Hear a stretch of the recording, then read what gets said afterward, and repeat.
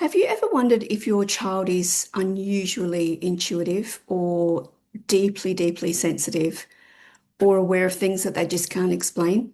And perhaps they've spoken about seeing a loved one who's passed over, or they're sensing emotions before anyone says a word, or maybe they're having vivid dreams or simply just knowing something without understanding how they know. And see, for many parents, these moments can bring curiosity, uncertainty, and sometimes fear. And this is why I've created a 5-part ebook series called Raising the Psychic Child.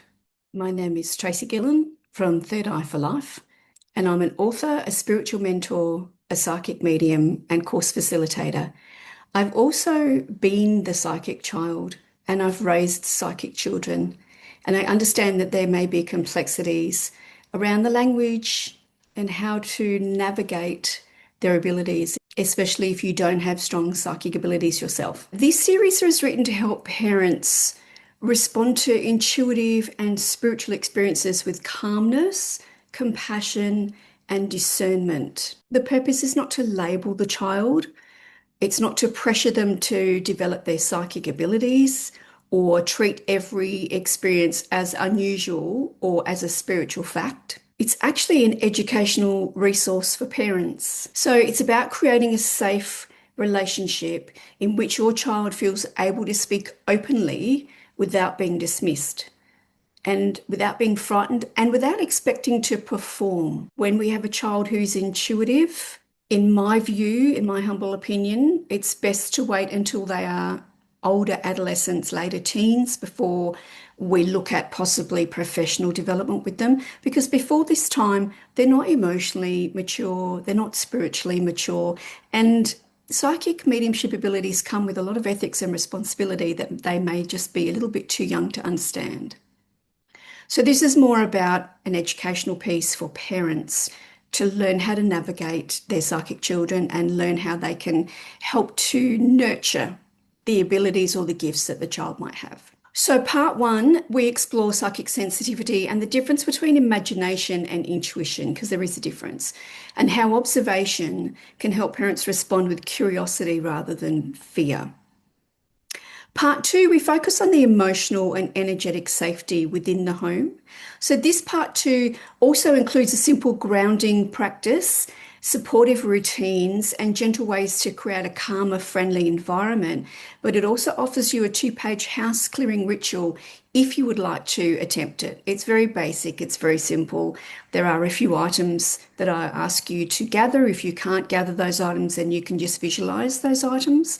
And it just clears the energy. We're not clearing spirits. We're just clearing the energy and making it lighter and more comfortable for the psychic sensitivity to come to the fore. And in part 3, we look at communication and connection, how to listen to your child without immediately trying to fix, and how to use neutral and reassuring language, and how to support your child around teachers and friends and other people who may not understand their abilities or why they are the way they are.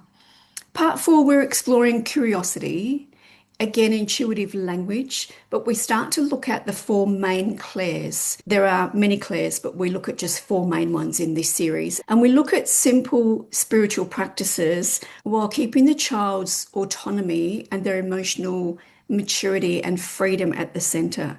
It needs to be their choice how far they go with the certain practices that we're doing, which are very, very simple. Again, we're not developing their psychic or mediumship abilities. We're nurturing what they have at the moment to make sure they understand they can actually grow in a very supportive and safe and nurturing environment, and that they're understood. Part 5 is about supporting parents as the child moves into adolescence and the teenage years. And it explores changing sensitivities, healthy independence, ethical awareness, when to seek additional support, and how intuition can sit alongside reason and evidence in everyday life. Not everything is a psychic mediumship piece of evidence. Sometimes it's our imagination, sometimes it's just actual real life. So knowing the difference between the two is very important.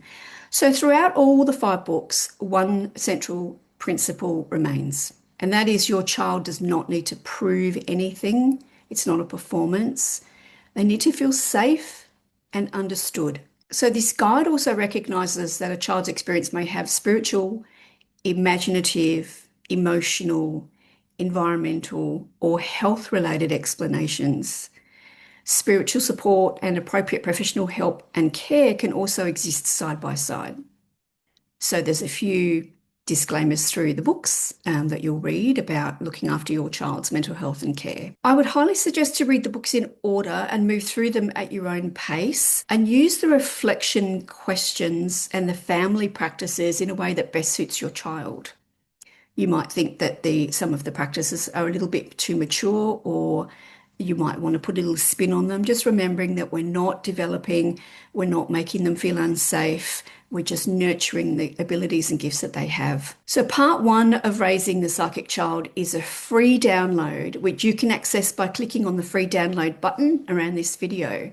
Now, the reason I've made this a free download for the first book is just so that you get a feel and an understanding of who I am and where I'm coming from and how I want to gently guide your child and nurture you and support the parent through this series. So again, it's not about the performance of the child or developing the child because they may be too young for professional development. If you'd like the complete set of Raising the Psychic Child, the series is available through my website, Third Eye for Life, and I will have the link again around this video. Your calm presence may be the most powerful support you can ever give your child.